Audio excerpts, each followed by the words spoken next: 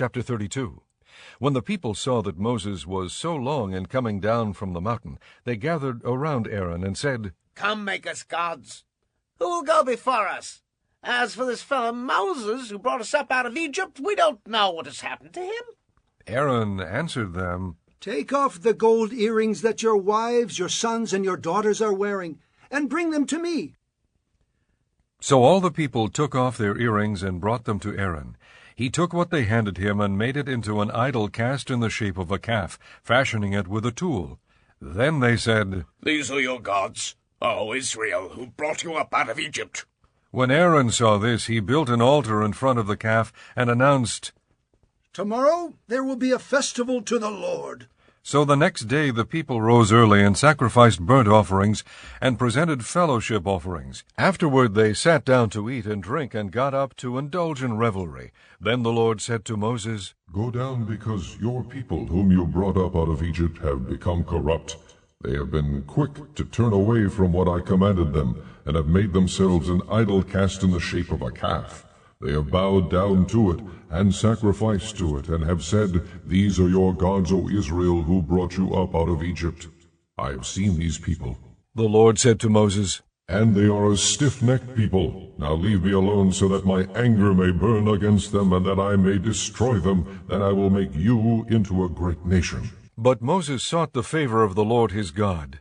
"O Lord," He said, "why should your anger burn against your people whom you brought out of Egypt with great power and a mighty hand? Why should the Egyptians say it was with evil intent that he brought them out, to kill them in the mountains and to wipe them off the face of the earth? Turn from your fierce anger.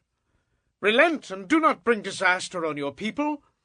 Remember your servants Abraham, Isaac, and Israel, to whom you swore by your own self, 'I will make your descendants as numerous as the stars in the sky, and I will give your descendants all this land I promised them, and it will be their inheritance forever.'" Then the Lord relented and did not bring on his people the disaster he had threatened. Moses turned and went down the mountain with the 2 tablets of the testimony in his hands. They were inscribed on both sides, front and back. The tablets were the work of God. The writing was the writing of God, engraved on the tablets. When Joshua heard the noise of the people shouting, he said to Moses, "There is the sound of war in the camp." Moses replied, "It is not the sound of victory. It is not the sound of defeat. It is the sound of singing that I hear." When Moses approached the camp and saw the calf and the dancing, his anger burned, and he threw the tablets out of his hands, breaking them to pieces at the foot of the mountain. And he took the calf they had made and burned it in the fire. Then he ground it to powder, scattered it on the water, and made the Israelites drink it. He said to Aaron, "What did these people do to you, that you led them into such great sin?" "Do not be angry, my lord." Aaron answered, "You know how prone these people are to evil. They said to me, 'Make us gods who will go before us.' As for this fellow Moses who brought us up out of Egypt, we don't know what has happened to him. So I told them, 'Whoever has any gold jewelry, take it off.' Then they gave me the gold, and I threw it into the fire, and out came this calf." Moses saw that the people were running wild, and that Aaron had let them get out of control, and so become a laughingstock to their enemies. So he stood at the entrance to the camp and said, "Whoever is for the Lord, come to me." and all the Levites rallied to him. Then he said to them, "This is what the Lord, the God of Israel, says. Each man strap a sword to his side, go back and forth through the camp from one end to the other, each killing his brother and friend and neighbor." The Levites did as Moses commanded, and that day about 3,000 of the people died. Then Moses said, "You have been set apart to the Lord today, for you were against your own sons and brothers, and he has blessed you this day." The next day Moses said to the people, "You have committed a great sin. But now I will go up to the Lord. Perhaps I can make atonement for your sin." So Moses went back to the Lord and said, "Oh, what a great sin these people have committed. They have made themselves gods of gold. But now please forgive their sin. But if not, then let me blot out the book you have written." The Lord replied to Moses, "Whoever has sinned against me I will blot out of my book. Now go, lead the people to the place I spoke of, and my angel will go before you. However, When the time comes for me to punish, I will punish them for their sin." And the Lord struck the people with a plague because of what they did with the calf Aaron had made. Chapter 33. Then the Lord said to Moses, "Leave this place, you and the people you brought up out of Egypt, and go up to the land I promised on oath to Abraham, Isaac, and Jacob, saying, I will give it to your descendants. I will send an angel before you and drive out the Canaanites, Amorites, Hittites, Perizzites, Hivites, and Jebusites. Go up to the land flowing with milk and honey. But I will not go with you, because you are a stiff-necked people, and I might destroy you on the way." When the people heard these distressing words, they began to mourn, and no one put on any ornaments. For the Lord had said to Moses, "Tell the Israelites, you are a stiff-necked people. If I were to go with you even for a moment, I might destroy you. Now take off your ornaments, and I will decide what to do with you." So the Israelites stripped off their ornaments at Mount Horeb. Now Moses used to take a tent and pitch it outside the camp some distance away, calling it the tent of meeting. Anyone inquiring of the Lord would go to the tent of meeting outside the camp. And whenever Moses went out to the tent, all the people rose and stood at the entrances to the tents, watching Moses until he entered the tent. As Moses went into the tent, the pillar of cloud would come down and stay at the entrance while the Lord spoke with Moses.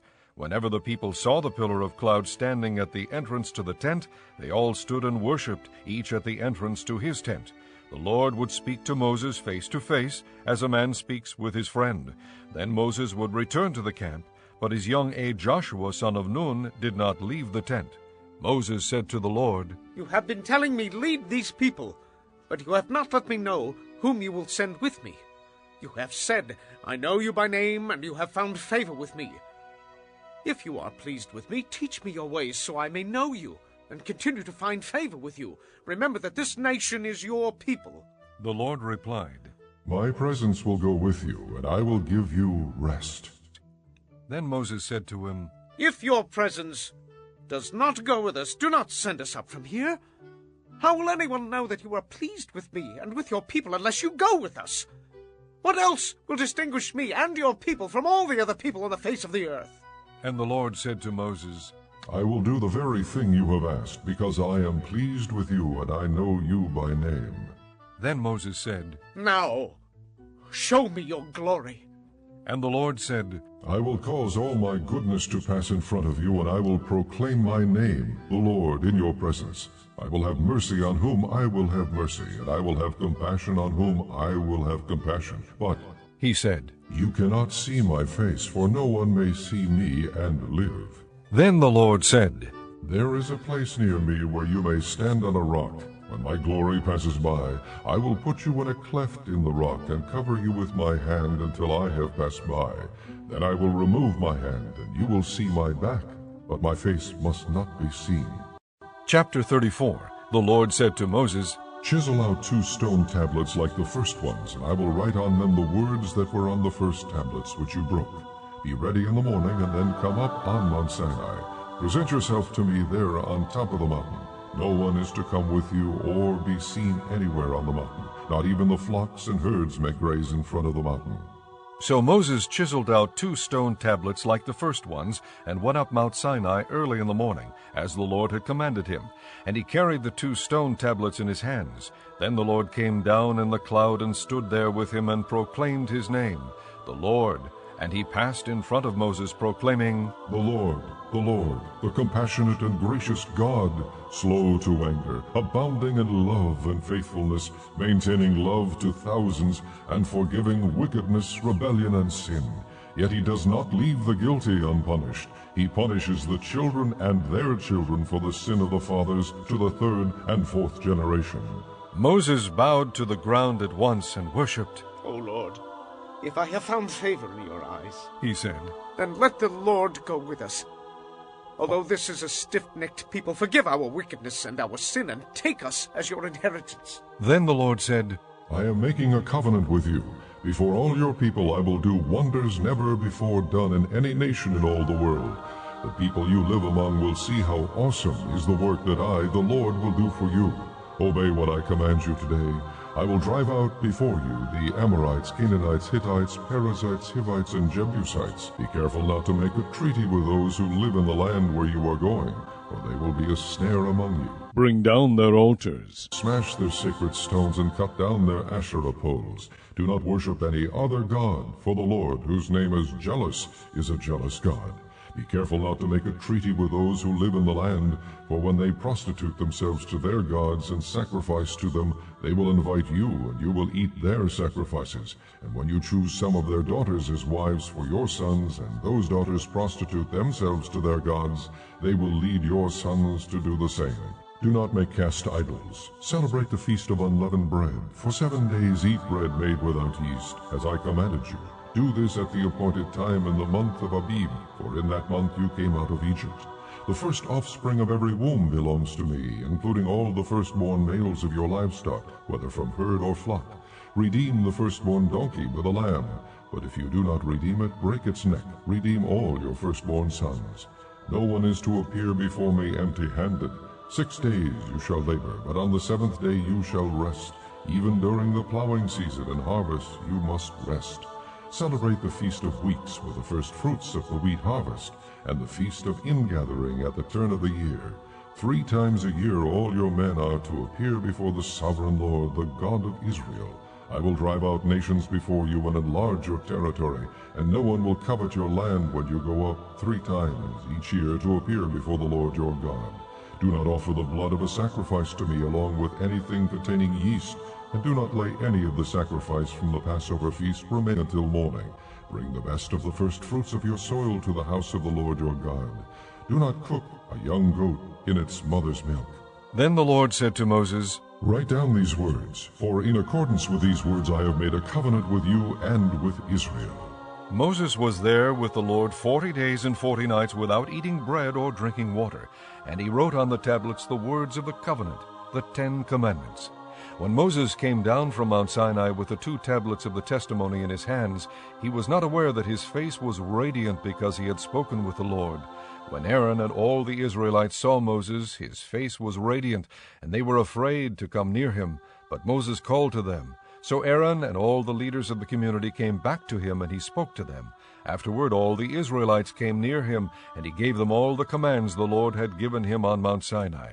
When Moses finished speaking to them, he put a veil over his face. But whenever he entered the Lord's presence to speak with him, he removed the veil until he came out. And when he came out and told the Israelites what he had been commanded, they saw that his face was radiant. Then Moses would put the veil back over his face until he went in to speak with the Lord.